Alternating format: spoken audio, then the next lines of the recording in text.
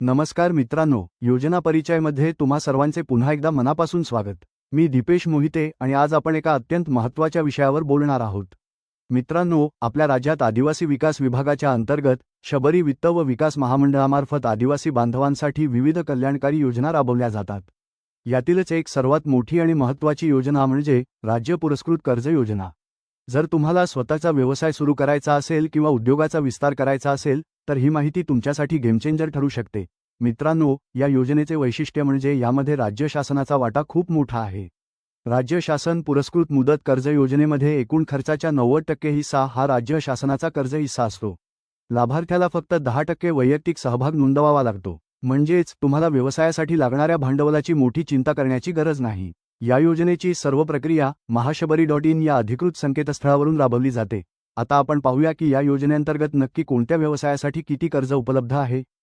शेती आणि संलग्न व्यवसायासाठी 5 लाख रुपये, हॉटेल किंवा ढाबा व्यवसायासाठी 5 लाख रुपये, वर्कशॉप किंवा स्पेअर पार्ट शॉपसाठी 5 लाख रुपये, वाहन व्यवसायासाठी जर तुम्हाला पिकअप किंवा तत्सम वाहन घ्यायचे असेल तर 10 लाखांपर्यंत आणि मोठ्या वाहनांसाठी 15 लाखांपर्यंत कर्ज उपलब्ध आहे। लघु उद्योगासाठी 3 लाख रुपये, ऑटो रिक्षा किंवा मालवाहू रिक्षासाठी 3 लाख रुपये।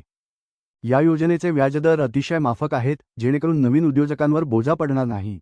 5 लाख रुपयांपर्यंतच्या कर्जासाठी फक्त 6% सरळ व्याजदर आकारला जातो। जर तुमचे कर्ज 5 ते 15 लाखांच्या दरम्यान असेल तर 8% सरळ व्याजदर लागू होतो।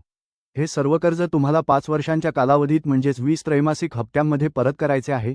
महिला भगिनींसाठी शासनाने महिला सशक्तीकरण योजना आणली आहे। यामध्ये 2 लाख रुपयांपर्यंत कर्ज मिळते। विशेष म्हणजे यात 100% हिस्सा शासनाचा असतो, लाभार्थ्याला स्वतःचे पैसे गुंतवावे लागत नाहीत। याचा व्याजदर सर्वात कमी म्हणजे फक्त 4% आहे। तसेच स्वयंसहाय्यता बचत गटांसाठी 5 लाखांपर्यंत कर्ज उपलब्ध असून त्याचा व्याजदर 6% आहे। यातही लाभार्थी हिस्सा निरंक असून 100% कर्ज शासन देते। आता सर्वात महत्त्वाचा मुद्दा म्हणजे या योजनेचा लाभ घेण्यासाठी तुम्हाला कोणती कागदपत्रे तयार ठेवावी लागतील।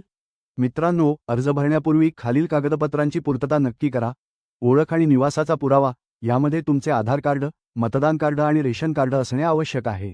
जातीचा पुरावा, तुम्ही अनुसूचित जमातीचे असल्याचे सक्षम प्राधिकरणाने दिलेले जातीचे प्रमाणपत्र आणि जात वैधता प्रमाणपत्र अनिवार्य आहे। उत्पन्नाचा दाखला, तहसीलदारांनी दिलेला चालू आर्थिक वर्षाचा उत्पन्नाचा दाखला जोडावा लागेल। शैक्षणिक कागदपत्रे, तुमच्या शैक्षणिक अर्हतेचे प्रमाणपत्र जर लागू असेल तर आणि जन्मतारखेचा पुरावा म्हणून TC किंवा बोनाफाईड लागेल। व्यवसाय आराखडा, तुम्ही जो व्यवसाय निवडला आहे त्याचे अधिकृत कोटेशन किंवा एक छोटा प्रकल्प अहवाल तयार ठेवा। बँक तपशील, तुमच्या बँक पासबुकची झेरॉक्स ज्यावर IFSC कोड स्पष्ट दिसेल आणि तुमचे पासपोर्ट आकाराचे फोटो। वाहन व्यवसायासाठी विशेष टीप, जर तुम्ही रिक्षा किंवा चारचाकी वाहनासाठी कर्ज घेणार असाल तर तुमच्याकडे ड्रायव्हिंग लायसन्स बॅच 6 असणे बंधनकारक आहे। तर मित्रांनो, ही होती राज्य पुरस्कृत कर्ज योजनेची संपूर्ण माहिती। हा व्हिडिओ जास्तीत जास्त लोकांपर्यंत शेअर करा जेणेकरून प्रत्येकाला याचा लाभ घेता येईल। जर तुम्हाला ही माहिती आवडली असेल तर योजना परिचय चॅनेलला लाईक आणि सबस्क्राईब करायला विसरू नका। पुन्हा भेटूया अशाच एका नवीन आणि माहितीपूर्ण व्हिडिओमध्ये। धन्यवाद।